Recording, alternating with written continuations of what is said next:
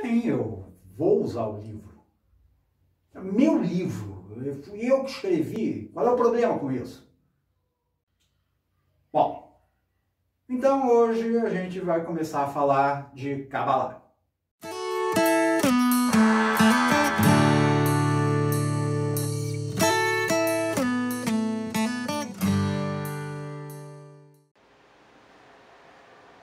Que? Mas todo mundo já sabe dessa história de assinar canal, ativar sininho, dar like, deixar comentário. Não vou fazer isso não. Me deixa. Tá bom. Primeira coisa que se pensa quando alguém começa a falar em Kabbalah. Ô que saco, ô treco chato, ô coisa difícil, ô punhação. Agora, você sabe por que é assim? Eu vou te contar. Acontece que cabalista costuma ser um bicho chato pra cacete, pedante até o limite, que adora ficar falando de sefirô, de véu disso, véu daquilo, discursando em hebraico, escambau a quatro. Fica feliz da vida quando ele percebe que você não está entendendo porra nenhuma do que ele está falando. E o que isso adianta? Nada. É como você pegar uma criança de, sei lá, 5 anos, tá, e tentar alfabetizar usando os Lusíadas de Camões, na edição original. Ao invés de ser um pouquinho mais lúcido e colocar, sei lá, o sonho de Talita para a criança. Acontece o seguinte: se você tem interesse, quer estudar, quer mexer com essa trambolhada toda aí de magia, de ocultismo, dessas coisas, já vai ter que entender alguma coisa de Kabbalah. Não precisa ser o tipo que tem o Sefer Yetzirah de cabeça, que conhece todas as minúcias de cada ponto da gematria ou qualquer outro treco desses. Não, não precisa. Mas o entendimento básico você tem que ter. E o que é um entendimento básico? De alguma coisa, de qualquer coisa. Tá? É você saber quais são as bases, qual é a história daquilo, qual é a maneira de pensar daquilo, para que aquilo serve e os fundamentos. Vem cá, você acha realmente que aqueles cabeçudos de Kabbalah, tá, quando eles nasceram, chegou a porra de um anjo com um martelo e pum na cabeça dele, agora eles sabem tudo de Kabbalah? Não. Todo mundo começa do começo. E todo mundo consegue ir tão longe quanto acredite que seja necessário, porque a pessoa quer. E como é que a gente começa isso? Pergunta número 1. Que diabo é Kabbalah? Que cabojas é essa? Então a gente vai falar da seguinte maneira. Kabbalah, a palavra Kabbalah, vem de um termo hebraico chamado Ikabel, que significa receber. E acabou a lição de hebraico. Tá? Só precisa saber isso. Kabbalah vem de Kabel, e Kabel é receber. Agora, é receber o quê? Um Sedex pelo correio? Claro que não. Essa traquitana toda, tá? Esses símbolos, esses conceitos, árvore da vida e alfabeto hebraico, tudo isso são chaves. E tem uma porta na sua frente que você quer passar, porque tem do outro lado uma coisa que te interessa. Você vai ficar dando murro na porta? Não. Você vai pegar a chave, vai botar a chave na fechadura, abrir e pum! Tá ali. Tá ali para você receber conhecimento. Kabbalah é receber conhecimento. Conhecimento do quê? Conhecimento desse livro, dessa bengala, desse abajur, dessa cadeira, conhecimento de mim, conhecimento de você mesmo, conhecimento do mundo, da vida, de Deus, do metafísico, sagrado, divino, não importa. É tudo a mesma merda.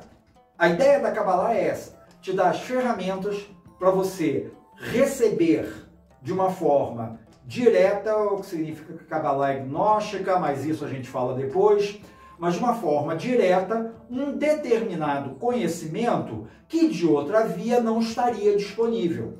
O resto é só masturbação mental. E, aliás, Kabbalah é prática, tá? Não estou falando de ficar fazendo ritual, não. Estou falando de colocar em prática, porque se você tem esse conhecimento e você não usa para porra nenhuma, então para que você tem? Só para dizer que tem? Não, é pegar essas coisas mesmo e usar no teu dia a dia. Na tua forma de enxergar o mundo, na tua relação com as pessoas, na sua relação consigo mesmo, no seu autoconhecimento, para isso. Então, legal. Temos que Kabbalah é recebimento. Tá? Então, isso é o que significa a palavra. Mas de onde é que ela veio? A Kabbalah veio de 5.000 anos atrás. Isso é uma besteira sem tamanho. Kabbalah não tem 5, 10, 15, 600 milhões de anos. Mas ela se baseia em algo que veio antes dela. Tá? Não foi um bando de sujeitos que tirou a Kabbalah do sovaco. E aí vem o pessoal que adora dizer A Kabbalah veio do Egito. que é outra imbecilidade. Porque essa turma gosta de dizer que qualquer coisa veio do Egito.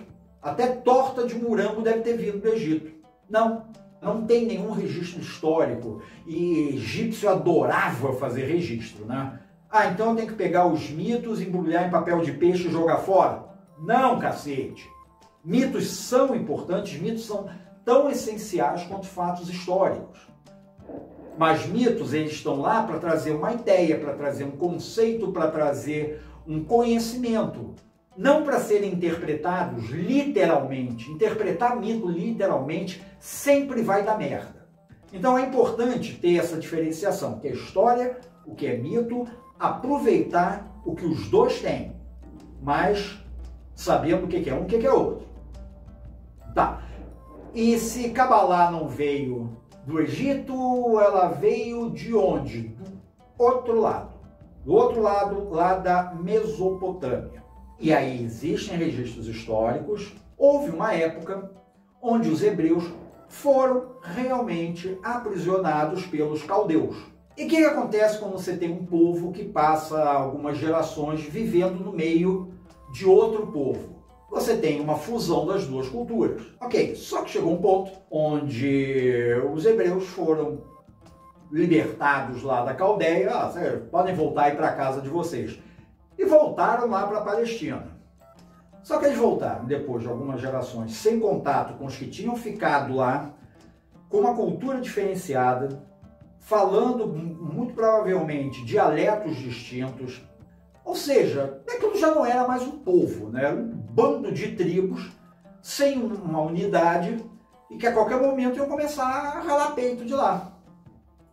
Isso é um problemão. Isso é um problemão. E aí a turma ali resolveu, pô, como é que a gente faz para juntar essa patota? O que é ótimo para isso? O que é ótimo para juntar cultura num povo? Os mitos, as lendas, as histórias lá dos patriarcas, dos antepassados. E funciona que é uma beleza. Então começou-se a primeira coisa que eles resolveram fazer, opa, peraí, o Salomão, que nunca existiu, ele tinha um templo aqui, então vamos reconstruir o templo. E no meio dessa reconstrução eles acham ali, 500 e tanto antes da Era Vulgar, eles acham ali umas escritas que continham assim, a sabedoria, né, de Salomão, de Abraão e Moisés, que também não existiram. Eles começam a compilar essa bodega. O que é muito engraçado, né? Porque antes dessa época, todo o conhecimento, toda a tradição cultural dos hebreus era oral. Ou seja, sentava o mestre ali na frente, começava a falar, blá, blá, blá, e os discípulos ali junto dele, eles ouviam, pegavam o que conseguiam, saíam falando, falavam merda pra cacete, falavam alguma coisa certa, pronto. Só que aquela tradição oral, como toda tradição oral, ela tende a ir se modificando. Isso não era muito o que o pessoal lá de topo, né, queria. Óbvio, né, que os tais escritos não foram encontrados à toa. Minha opinião, foram plantados ali para que fossem encontrados e dada essa explicação. Uns 100 anos depois, mais ou menos, quando já tinham ajuntado mais ou menos essa tradição de forma escrita, dois caras, o Ezra e o Neemias, eles começam a compilar tudo isso. Daí surgem os primeiros livros que séculos depois vão ser importantes para a Kabbalah. Surgem o Sefer Yetzirah, surge a Torá, surgem alguns outros escritos. E pronto, temos uma tradição estabelecida que foi usada como base da religião e da cultura judaicas. Aí já não é mais hebraico, né? Porque os judeus, eles eram uma das tribos hebraicas, as 12 tribos de Israel. Só que nessa época eles já tinham se tornado o grupo ali preponderante e assumido o lugar. E aí, com o tempo, essa cultura, essa religião, essas tradições, né, elas foram sendo proibidas, foram restauradas, e proíbem de novo, e restauram de novo, e volta a usar, e deixa de usar. E nisso vem a diáspora, que era a dispersão do povo judeu ali pelo mundo todo. Nessa diáspora, eles começam a ter contato com outras formas de filosofia, com outras tradições, inclusive com uma que tinha surgido lá na Palestina mesmo. Sabe, estava se espalhando ali, adoidado pelo mundo, que era o culto ao tal de Jesus Cristo, né? Só que cristianismo, no início, ele não era uma coisa muito única, não. Tinha a seita cristã a dar com pau. Aí cada uma enxergava o cristianismo de um jeito que não tinha nada a ver com o outro. Você tinha uns que diziam que Jesus era um ser humano, outros diziam que não, ele era uma entidade metafísica, e uns que a cobra lá do Velho Testamento, que era legal, e outros que diziam que Maria era virgem, e Maria não era virgem, e não sei o quê. Era uma zona. Alguns desses grupos eram chamados de gnósticos. O cristianismo gnóstico. Lembra aquilo que eu falei, né? No meio de tanta bagunça, o que tinha esse gnosticismo em comum? Basicamente 2 pontos. Uma era uma ideia que começou com um maluco grego lá chamado Platão e derivou depois no chamado neoplatonismo. Neoplatonismo é uma coisa muito legal e tem um conceito que é o de que a criação se dá em emanações. Qual é a ideia? Você tem um ponto de criação primordial. Esse ponto, por sabe lá que motivo, cada seita gnóstica dava uma explicação para isso, ele gera uma outra coisa. Isso é a emanação. Então o ponto inicial lá do Criador emana a segunda emanação, que emana a terceira, e a quarta, e a quinta, o número varia também, até chegar aqui ao nosso mundo. Peraí, se você vai lá no Sefer Yetzirah, tinha uma coisa meio parecida com isso, né? Que Deus foi criando o mundo a partir de coisas que depois viravam outras coisas. E, opa, mas se você for no Pentateuco, tem isso também, né? Da criação em 7 passos. Interessante. Mas que mais tinha o gnosticismo? Era a ideia de que você pode ter um contato com o divino, o sagrado, metafísico, chama do que quiser, para mim não faz a menor diferença, um contato direto, sem intermediários, sem atravessadores, sem cambista, sem bodega nenhuma. Você e o divino, é tipo o contato do WhatsApp, você manda mensagem e ele te manda áudio. E isso também batia com o conceito de que eles estavam trabalhando. Lembra aquilo que eu falei, né, de você abrir a porta e blup, vem ali o conhecimento? Então, uma turma de sábios judeus lá na Espanha, isso por volta de 140 já da Era Vulgar, eles pegam esses conceitos, somam com o que eles tinham ali das tradições judaicas, dão uma remexida, olham, ei, deu bom, podemos usar isso, podemos criar alguma coisa nova. E criaram. Calma lá. Ali da Espanha, isso foi se espalhando muito quieto, muito na surdina, porque a turma mais ortodoxa do judaísmo não gostava dessa história de Kabbalah. Aliás, não gosta até hoje. Para eles, Kabbalah é heresia. Então eles foram, a partir da Espanha, espalhando ali, primeiro para a Europa, aí depois vai ali para o norte da África, volta para o Oriente Médio. Isso vai crescendo, vai crescendo, vai crescendo. Lembra que não tinha celular na época, então ficava difícil comunicação direta entre as pessoas. Então, conforme você vai espalhando uma coisa, ela vai modificando. Por mais escrito que esteja, sempre vão surgindo variantes. Essas variantes são as trocentas escolas de Cabalá que existiam na época e existem até hoje. E algumas eram mais filosóficas, outras mais místicas, umas eram mais ligadas à prática, outras à magia mesmo ali, de rituais, etc. Cada uma tinha o seu jeito, cada uma tinha seu caminho, e uma coisa que vocês têm que meter na cabeça. A existência dessas várias escolas levou a um pensamento de que existem vários caminhos. Cacete, você está numa doutrina que é basicamente interpretativa de alguma coisa. Óbvio que se você tem várias pessoas interpretando, você vai ter várias interpretações. Então o cabalista não vai chegar para outros e dizer: "Ei, ô mané, isso que tu tá falando é merda. Tu cala a boca aí que o que eu tô falando tá certo." Não, isso não acontece. No máximo vai chegar para outro: "Ó, seguinte, tu tem teu jeito aí, tu fica na tua, fica com a tua modo de pensar, eu fico com o meu, e um não se mete com o outro." Valeu? É mais por aí. Não existe na Cabalá a escola correta, o pensamento único que transforma todos os outros em errados. Cada um é possível. E o que isso significa?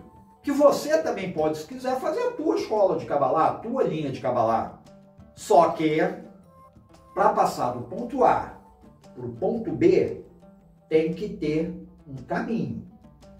Essa porra não é viagem na maionese. Tem que ter uma lógica que junte aqui as duas ideias, porque senão é piração tua. A Cabalá é isso, é uma mudança, é uma evolução de ideias, mas feita de uma forma lógica, feita de uma forma coerente. Não é juntar qualquer coisa com qualquer outra coisa para ver o que dá. Vamos avançar no tempo e chegar lá para o século XIX. O século XIX foi uma festa na Europa, né? Surgiu o famoso renascer da magia. Aí você teve lá todo aquele trabalho do Papi, do Eliphas Levi, sendo assim, virando moda. Eles eram os influencers da época. Você tem Anne Besant, você tem a John Fortune, já puxando ali final do século XIX, início do século XX. E o que aconteceu? Esse pessoal, por motivos diversos, começou a ter acesso ao conhecimento da Cabalá. E olharam aquilo e disseram: para eu usar isso aí é uma ferramenta legal para o meu corpo de conhecimento também. E eles incorporaram à moda deles a Cabalá, ao ocultismo que estava ali sendo reescrito na Europa, porque se você pega a magia europeia ali do século XIX, já no início do século XX e anterior, é uma coisa bem diferente.